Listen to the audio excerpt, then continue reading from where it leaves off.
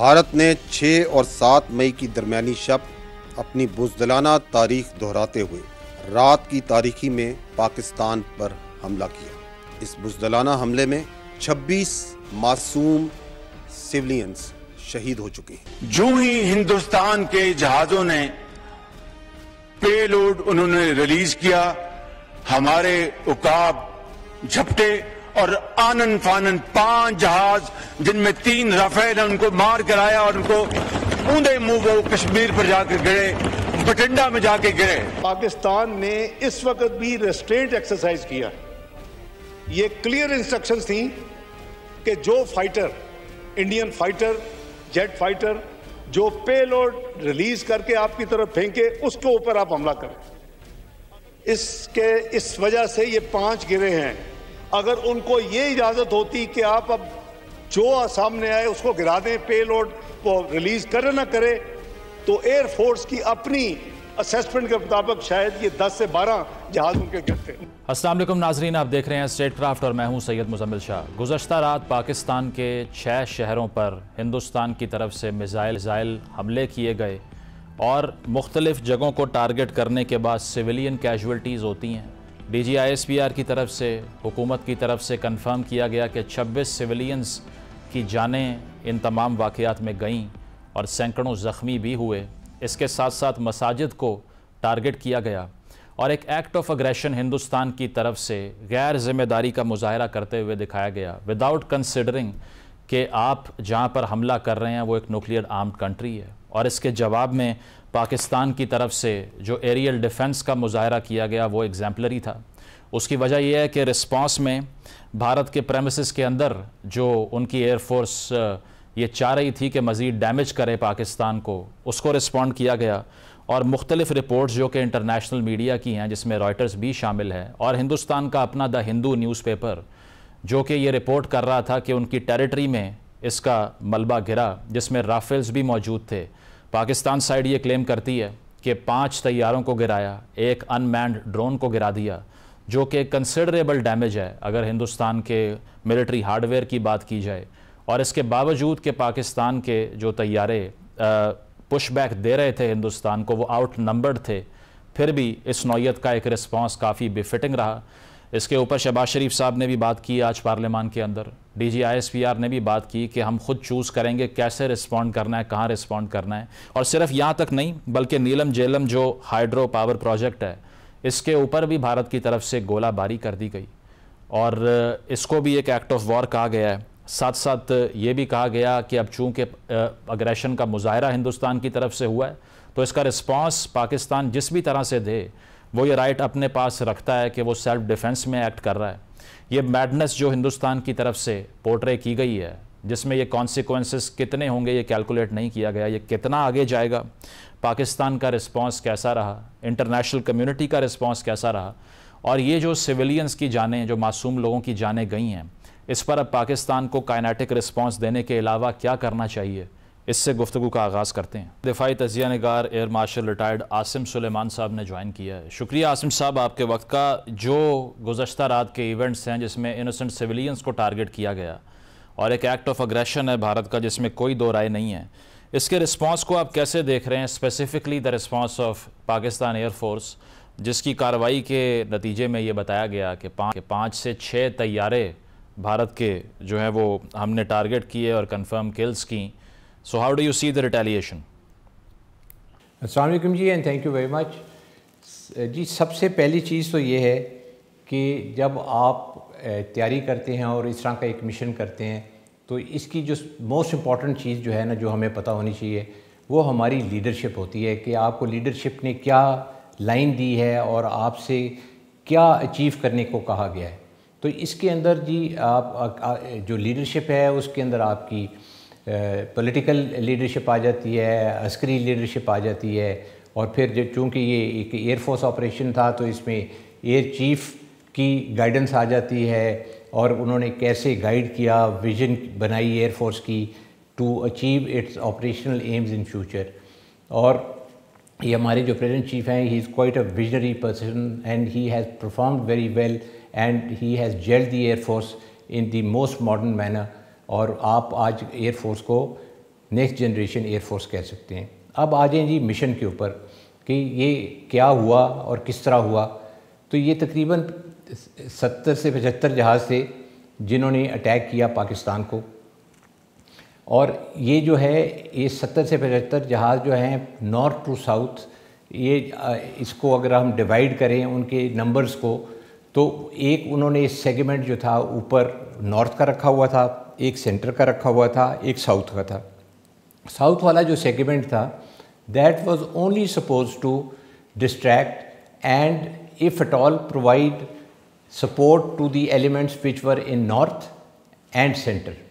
अच्छा, अब इससे पहले कि मैं आपको ये चीज़ आगे एक्सप्लेन करूँ, एक चीज़ मैं आपको बता दूँ कि जब आपने अटैक करना होता है ना, तो आपके पास इनिशिएटिव होता है, और ये जो जब आपके पास इनिशिएटिव होता है तो आपका मिशन प्लान करना एक बहुत आसान चीज़ होती है, बिकॉज़ हर चीज़ आपके साइड पे है, टाइम भी आपके साइड पे है, टारगेट भी आपने चूज़ करना है, किस एरिए में जाना है, कैसे जाना है, और ये सारी जो निटी ग्रिटीज़ होती हैं ये आपको पता चल जाती हैं कि जी हमने ये ऐसे करना है, और ये आपको तो मालूम होगा, लेकिन जो डिफेंसिव फोर्स होती है जो इस केस में पाकिस्तान एयरफोर्स थी, तो उसको उतना एडवांटेज नहीं होता जितना कि एक ऑफेंसिव फोर्स को होता है। तो इसके अंदर अब आप देखें कि जब इन्होंने ये सारी प्लानिंग की, और उस इतनी प्लानिंग करने के बावजूद वो यहाँ पे अपने 6 जहाज़ गवा बैठे। वो क्यों? क्योंकि उन्होंने ये जो प्लानिंग की थी पाकिस्तान एयरफोर्स ने, जो डिफेंसिव फोर्स थी, वो बड़ी अच्छी तरीके से की हुई थी, और उन्होंने इनको जो है वो चेकमेट कर दिया। अब इसका जो सबसे बड़ा एडवांटेज जो है वो ये था कि जी वो दुश्मन में खुलबली मच गई, और वो अपना जो है यहाँ पे जब एयर कॉम्बैट हुई तो उसके अंदर उन्होंने अपने 5 जो है थे मैंड और एक अनमैंड एयरक्राफ्ट जो है वो गवा दिया। और इससे आप देख लें कि जो जंग हुई नॉर्दर्न सेक्टर में और सेंट्रल सेक्टर में, इसमें उनको तो तकरीबन 40 से 45 मिनट ये जो थी ये सिलसिला जारी रहा। और इसके अंदर जब कॉम्बैट और इसके अंदर जो आपके थ्रेटनिंग एलिमेंट्स थे जिन्होंने पाकिस्तान के ऊपर मिसाइल दागने की कोशिश की, ये वो एलिमेंट्स थे। आसिम साहब एक चीज़ क्लैरिफाई कीजिएगा, क्योंकि DGISPR ने भी कहा कि पाकिस्तान की एयर स्पेस वायलेट नहीं हुई, इसी तरह हमने भी वो वायलेट नहीं की बिकॉज ऑफ S-400 या कोई और रीजंस भी हो सकती हैं। तो मैंने भी अपने 1-2 सोर्सेज से जो बात की बताया यही गया कि अपने मुल्क की डिमार्केशन के अंदर रहते हुए इस तरह की डॉग फाइट बहुत ही कम हुई है रीसेंट हिस्ट्री में। तो आप कंफर्म करेंगे इसको कि यही इसी तरह ऑपरेशनलाइज हुआ है कि तकरीबन 100 किलोमीटर के डिस्टेंस के ऊपर ये डॉग फाइट जो है वो हुई है कल रात? बिल्कुल ये सही कहा उन्होंने, क्योंकि अभी जो है जी वेपन्स जो है ना ये पुराने दिन नहीं हैं। अभी जो वेपन्स हैं वो इतने एडवांस हो गए हुए हैं कि आपकी रेंजेस बहुत ज़्यादा हैं, तो आपको दुश्मन की टेरिटरी के अंदर जाने की ज़रूरत ही नहीं पड़ती। लाइक वो हमें उधर जाने की ज़रूरत नहीं थी क्योंकि हमारे मिसाइल की रेंजेस बहुत हैं, और उनको यहाँ पे आने की ज़रूरत नहीं थी क्योंकि बॉम्ब्स की रेंजेस काफ़ी थी। तो जब उन्होंने अपनी तरफ से अटैक किया तो उन्होंने हमारी जो थी इसका टेरिटरी वायलेट नहीं की, बाउंड्री लाइन से वो अंदर नहीं आए हमारी। और वो जो प्रॉबली जो जिस तरह की मुझे इतलात हैं, ये मिनिमम डिस्टेंस जो था उनके जहाज़ का हमारे बॉर्डर से तकरीबन 63 to 65 किलोमीटर था। सही। और इस पे जो बताया जा रहा है, जिस तरह डिफेंस मिनिस्टर साहब ने भी कहा और इसहाक डार साहब की स्टेटमेंट में देख रहा था अभी, कि वी वर आउट नंबर्ड के 70 से ज़्यादा एयरक्राफ्ट्स वहाँ से यूज़ हो रहे थे and we had approximately 40, right? जी बिल्कुल। देखें, जब आप आते हैं इसके लिए अटैक के लिए, तो आपके कुछ जहाज़ होते हैं जो अटैक के लिए होते हैं, कुछ जहाज़ आपके ऐसे होते हैं जो उनकी प्रोटेक्शन के लिए होते हैं, कुछ जहाज़ आपके सपोर्ट के लिए होते हैं जो डिफरेंट किस्म के सपोर्ट की फोर्स मल्टीप्लिकेशन करते हैं आपके। तो जहाज़ तो जो आपको अटैक के लिए, अटैक फोर्स के लिए आपको ज़्यादा जहाज़ चाहिए होते हैं, और डिफेंसिव फोर्स के लिए आपको उतने जहाज़ नहीं चाहिए होते।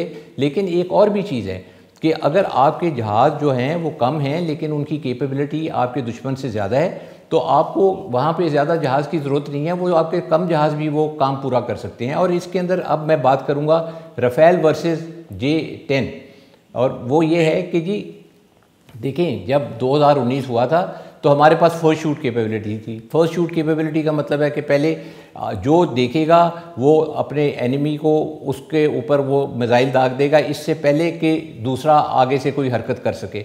तो हमारे पास उस वक़्त फर्स्ट शूट कैपेबिलिटी थी, हमने उनके जहाज़ों को मार दिया। अच्छा, फिर उसके बाद जब मोदी साहब ने कहा जी हमारे पास राफेल होता तो हम इनको एक सबक सिखाते, तो उन्होंने राफेल जब लिया तो उनके पास फर्स्ट शूट कैपेबिलिटी चली गई और उसके ऊपर उनका मीटियोर मिसाइल था राफेल के ऊपर। फिर हमने हमारी गवर्नमेंट ने और हमारी जो मिलिट्री लीडरशिप थी और एयरफोर्स की लीडरशिप, इन सारों की काविशों से हमें एक तैयारा मिला जिसका नाम J-10 था। ये हमने चाइना से लिया और इसके ऊपर जो मिसाइल लगा हुआ था वो बियॉन्ड विजुअल रेंज मिसाइल था। उसकी जो रेंज थी PL-15 की, वो आपकी आसिम साहब ये जो इंडियन मीडिया रिपोर्ट कर रहा था रिसेंटली कि इमरजेंसी बेसिस के ऊपर चाइना ने PL-15s दी हैं पाकिस्तान को, you confirm that they were used last night? जी मैं ये तो नहीं मुझे मालूम कि जी वो अभी उन्होंने इमरजेंसी में दिए थे या नहीं, लेकिन मैं ये कंफर्म कर सकता हूँ कि आपकी जो हैं ये जो जिन मिसाइलों ने आपके इंडिया के जहाज़ गिराए हैं वो जो PL-15 थे। और यही मैं आपको बता रहा था कि जब हमारे पास PL-15 की कैपेबिलिटी आई तो हमारे पास फर्स्ट शूट कैपेबिलिटी वापस आ गई। अब वो फर्स्ट शूट कैपेबिलिटी के आने के बाद अभी जो सबसे बड़ी चीज़ हुई है वो ये है कि आपने वो जो उस वक़्त J-10 जहाज़ लिया, आज वो चैम्पियन है, और जो आपने उसके ऊपर मिसाइल लगाए वो उसका नाज है। और फिर आप देखें कि उन्होंने जो हदफ अचीव किया वो उन्होंने PL-15 ने सारे जितने भी ये 6 जहाज़ गिरे हैं, 5 मैंड और 1 अनमैंड, ये सारी PL-15 की J-10 से किल्स हैं। सो ये एक बहुत बड़ा एडवांटेज था जब हमने J-10 लिया और PL-15 लिया। तो उसकी वजह से आज आप जो है सुरखरू हैं अपने इस मिशन के अंदर, और आप पायलट इसके अलावा ये जो अब चूंकि एक तो कन्फर्मेशन का जहाँ तक आर्ग्यूमेंट है इंडियन मीडिया पे, तो इस बारे में कोई डिबेट ही नहीं है कि कोई तैयारा गिरा भी है या नहीं। बट मैंने जो 3 सबसे ऑथेंटिक सोर्सेज देखे, जिसमें द इकोनॉमिस्ट के एडिटर, इसके साथ साथ रॉयटर्स की तरफ से और BBC की तरफ से कन्फर्मेशन कि उनकी टेरिटरी में उनके एयरक्राफ्ट्स गिरे हैं। तो अब जो उसकी फेस सेविंग के तौर पे वहाँ के मिलिट्री सोर्सेज बता रहे हैं वो ये कह रहे हैं कि इंजन फेलियर्स और इंजन जैम्स हो गए। आपको लगता है कि पाकिस्तान ने काइनेटिकली ये जहाज़ गिराए या कुछ और टेक्निक्स भी यूज़ हुई? नहीं जी, इसके अंदर सीधे सीधे PL-15 मिसाइल लगाए इनको, इसके अंदर तो कोई शक की बात ही नहीं है। लेकिन ये भी क्या भोंडी तरीके से रोना भी नहीं आता इन लोगों को, या बहाने बनाने भी नहीं आते कि जी जहाज़ जैम हो गया, जहाज़ का इंजन जैम हो गया। जैम भी हो गया तो फेलियर है ना। आपने मिलियंस ऑफ डॉलर्स दिए फ्रांस को और ये लिया बदले में आपने। बिल्कुल बिल्कुल, कचरा है, कचरा लिया आपने, जो है वहाँ पे जहाज़ हवा में बंद हो गया। ऐसे तो नहीं होता। और जो थोड़ा बहुत मैंने मीडिया पे फॉलो किया, वो 3 जहाज़ तो कंफर्म करते हैं, जिसमें से एक वो राफेल को कंफर्म करते हैं कि जी एक राफेल कंफर्म्ड है, 2 जहाज़ों के रैकेजेस मिले हैं। तो अगर 3 जहाज़ भी उनके गिरे हैं तो उसका मतलब ये है कि बाकी भी कंफर्म हो जाएंगे। और जो एक हमारा एक तरीका होता है कंफर्मेशन का, जो हमारे पास जो सिस्टम्स हैं उसके मुताबिक तो ये जो हैं 6 जहाज़ गिरे हैं, 1 अनमैंड और 5 मैंड। अब ये कब कंफर्म होता है, ये थोड़े से टाइम की बात है, ये चीज़ें छुपी नहीं रह सकती। अभी भी अगर आप देखें तो 3 तो खुद मुँह से मान रहे हैं, और डायरेक्टली नहीं तो इनडायरेक्टली मान रहे हैं। तो नुकसान तो हुआ ना। लेकिन आज आप उनसे पूछें कि जी आप कहते हैं कि जी हमने जहाज़ गिरा दिया, तो उनके पास क्या सोर्स है जो वो कहते हैं यहाँ पे गिरा। अल्हम्दुलिल्लाह हमारा तो कोई जहाज़ जो है वो नहीं गिरा, और सारे माशाल्लाह आके सेफली लैंड कर गए। तो ये जिस तरह अब देखें, डबल स्टैंडर्ड नहीं ना होने चाहिए। आप जब पाकिस्तान की बारी आए तो आप कहते हैं हमने मार दिया, जब हम कहते हैं हमने आपको मारा तो उनके पास कोई जवाब नहीं है। और 2019 में भी याद रखें, हमने उनके 2 जहाज़ गिराए थे। जो जहाज़ उस तरफ गिरा था, जो Su-30 था, उन्होंने आज तक नहीं माना, जबकि हमारे पास उसका प्रूफ है कि वो जहाज़ गिरा, और जो वो आज तक छुपाते आ रहे हैं। तो आपका क्या ख्याल है कि वो इसे आराम से मान जाएंगे? इस वक्त जिस स्टेज के ऊपर ये कॉन्फ्लिक्ट खड़ा हुआ है, आप क्या ये कहेंगे कि स्टेलमेट एक अचीव हो गई है, the score has been settled? नहीं जी, मैं तो नहीं कहूँगा कि ये सेटल हुआ है। देखें, पहली बात यह है कि उन्होंने हम पे हमला किया, they violated our sovereignty, they came and they attacked us. जब आप एक मुल्क को अटैक करते हैं तो उसके बदले में आपका फुल राइट है कि आप रिटेलिएट करें। और अब unfortunate for them, unlike last time, पिछली दफ़ा तो ये जो है वो पतली गली से भाग गए थे और उन्होंने ऐसे ही बॉम्ब्स भी फेंक दिए, वेदर का भी बहाना बनाया और कह दिया जी हमने अटैक कर दिया। इस दफ़ा तो इस तरह नहीं है। इस दफ़ा जब ये आए हैं तो इनको तो उधर ही हमने लिटा दिया। तो अब 6 जहाज़ तो उनके ऐसे गिरे हैं ना, तो इनको तो अब वो इस चीज़ के अंदर प्रॉबली कहना चाहेंगे कि जी देखें आपने हमें नुकसान पहुंचा दिया। लेकिन नुकसान तो हमने आपको पहुंचाया क्योंकि आप हमें नुकसान पहुंचा रहे थे, लेकिन अब हमारी बारी रहती है। ये अब हमारी लीडरशिप का डिसीजन है कि वो इसको कैसे हैंडल करना चाहेंगे। तो उसमें और आप क्या रीड कर रहे हैं? क्योंकि आपने कहा ना बारी रहती है, लेकिन शहबाज शरीफ साहब की अगर स्पीच देखें तो वो सिग्निफाई ये करती है कि आगे वे फॉरवर्ड के लिए तो उन्होंने बात नहीं की, उन्होंने सिर्फ जो रात को हुआ उसको एक्सप्लेन किया। एंड ही सेड कि it's a matter of pride for us, जिस तरह से हमने पुश बैक दिया इंडिया को। But how far this could go? क्या ये एक फुल स्केल कन्वेंशनल वॉर भी बन सकती है, या आपको लगता है कि जो होना था वो हो गया? मेरा नहीं ख्याल बनेगी, क्योंकि देखें पहले तो यही हमें इस नैच पे आना ही नहीं चाहिए था। ये जो इन्होंने अटैक किया, हम हमेशा से ये सारे जो है एनालिस्ट वगैरह और जितने जो लेवल हेडेड लोग थे वो यही बात करते थे कि जी ये जो हो रहा है ना ये नहीं होना चाहिए। ये जो हमें गिद्दड़ भपकियाँ लगाते हैं कि जी हम ये कर देंगे, हम वो कर देंगे, हमें ये नहीं करना चाहिए। लेकिन मोदी साहब बाज नहीं आए, उन्होंने कर दिया। अब इसका नुकसान क्या हुआ? वो एक इतना बड़ा रेटोरिक लेके पहाड़ी पे चढ़ गए कि अब उधर से पहाड़ी से उतरना उनके लिए मुश्किल हो गया हुआ है। और फिर उसके बाद अब आप समझते हैं कि जी इसके अंदर वे आउट हो सकता है, व्हाई नॉट? देखिए we are a peace loving country, लेकिन at the same time we have sovereignty and integrity. अब ये हम अपनी सॉवरेंटी और इंटेग्रिटी को मेंटेन करते हुए अगर कोई वे फॉरवर्ड है तो व्हाई नॉट। लेकिन उसका ये मतलब नहीं है कि हमने उनको जो है माफ़ कर दिया, माफ़ नहीं किया।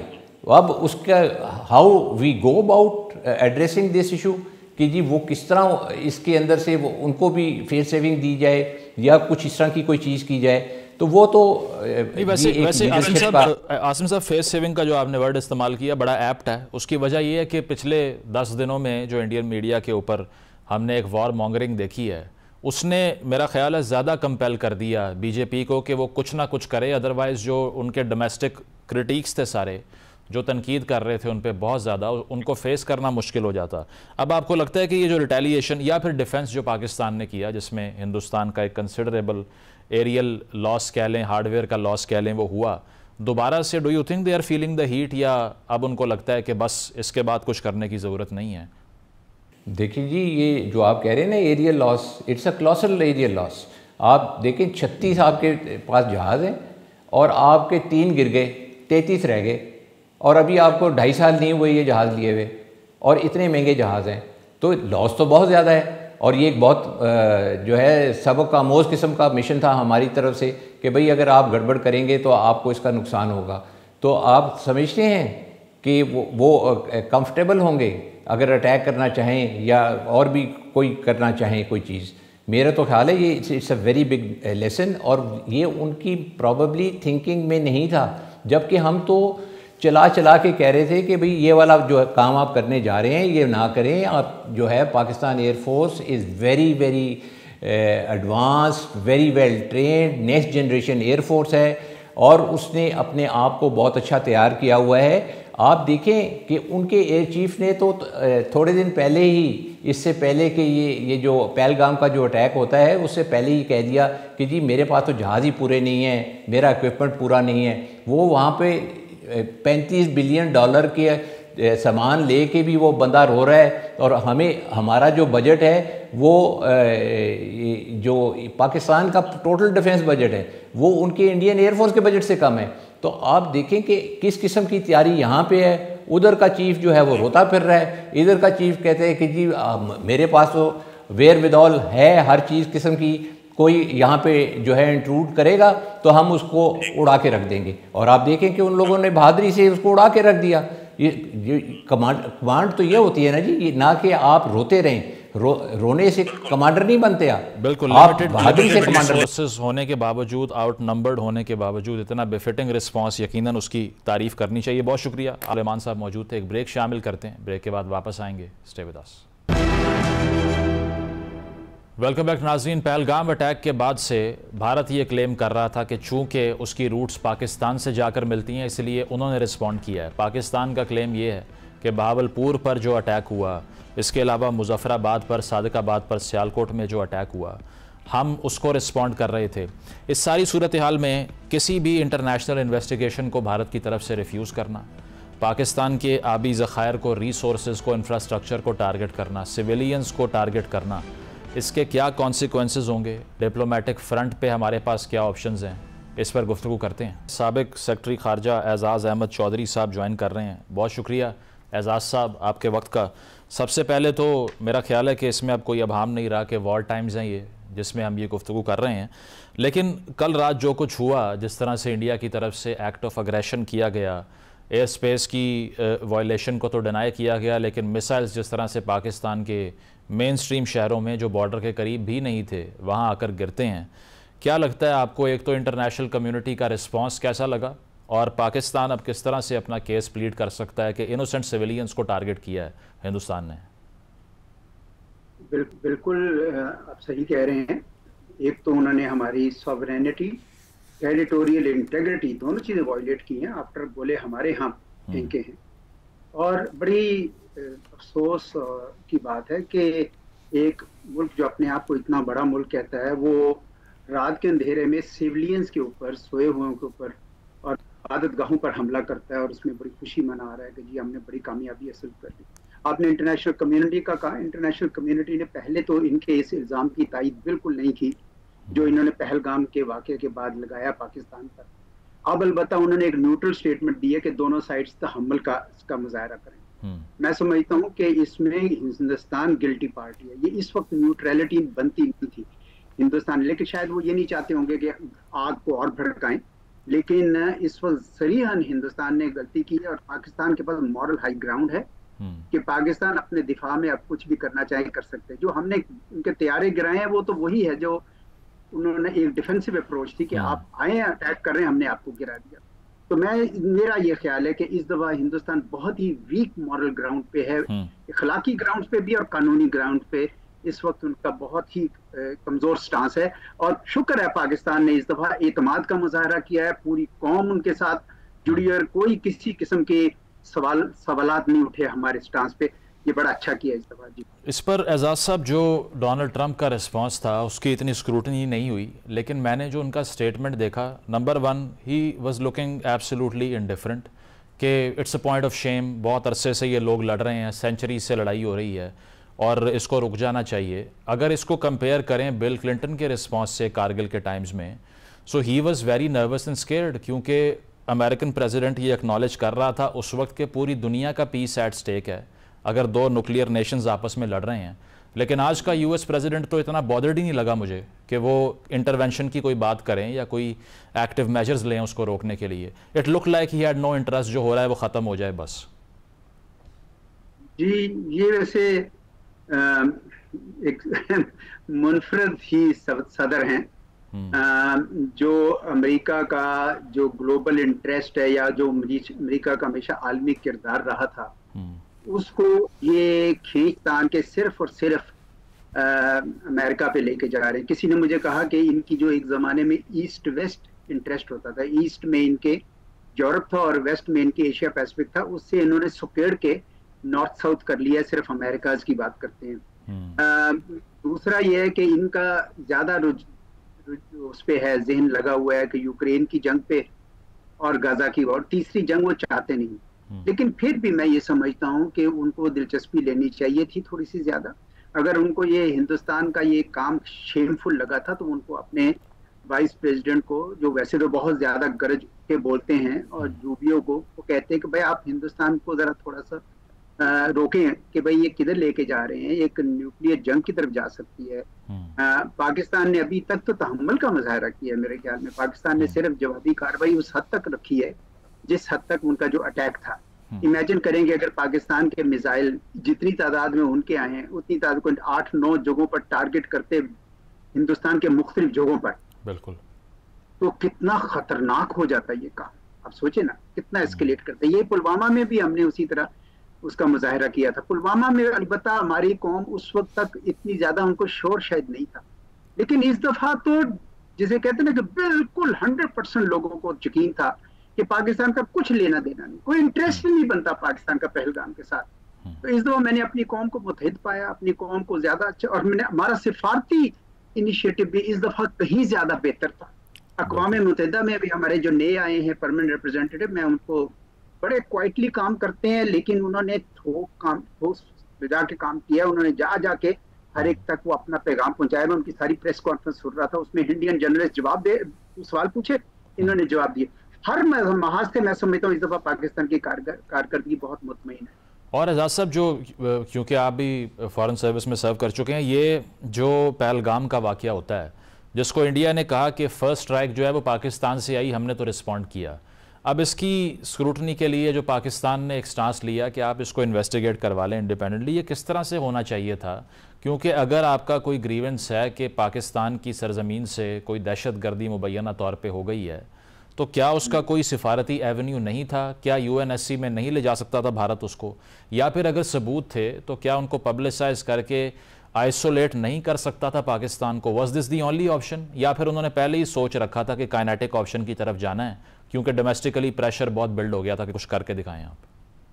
जो आपने आखिरी बात कही मुझे वो ज्यादा क्रीनस के लगती है, वरना उन्होंने इंटरनेशनल या न्यूट्रल इन्वेस्टिगेशन तो कुछ दाखिली इन्वेस्टिगेशंस का भी इंतजार नहीं किया और ढक से पाकिस्तान पे इल्जाम लगा के उसके बाद उन्होंने कहा कि अब हमें सजा भी देनी है। सजा के मामले में हुआ ये कि इन्होंने इतना ज्यादा अपने यानी कि हाइपर नेशनलिज्म है और अपनी कौम को इतना चार्ज अप कर दिया पिछले कई सालों में कि अब वो उसके ही कैदी बन गए, उस रेट्रिक के। अब उनकी आवाम ये चाह रही थी, वरना बैनुल अक़वामी बरादरी से तो कोई सपोर्ट नहीं मिल रही थी।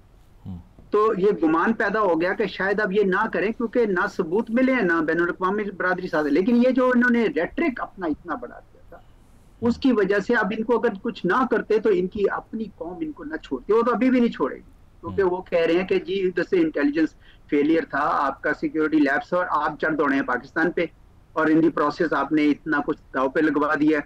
अब हिंदुस्तान को आप देखें ना, इस वक्त उनका नुकसान क्या हुआ, इस सारी चीज का नुकसान उनका ये हुआ है कि एक तो वो पूरी दुनिया के सामने एक्सपोज हो गए हैं कि ये नी जर्क रिएक्शन करके ये करते हैं। दूसरा उनको ये हुआ है कि वो कश्मीर में जो इतने सालों से एक सख्ती कर रहे थे वो सारी की सारी नजर आ रही है कि कश्मीर के अंदर लोग जो है ना बेचैन हुए हैं और सारी जो रोशनी नहीं डालना चाहते थे कश्मीर पे, मोदी साहब ने तो ये दावा किया कि मैंने ये मसला हल कर दिया है मुकम्मल तौर पर। बिल्कुल। तो क्या हल हुआ? वो तो वहीं का वहीं है, बल्कि और ज्यादा रोशनी उस पर पड़ गई।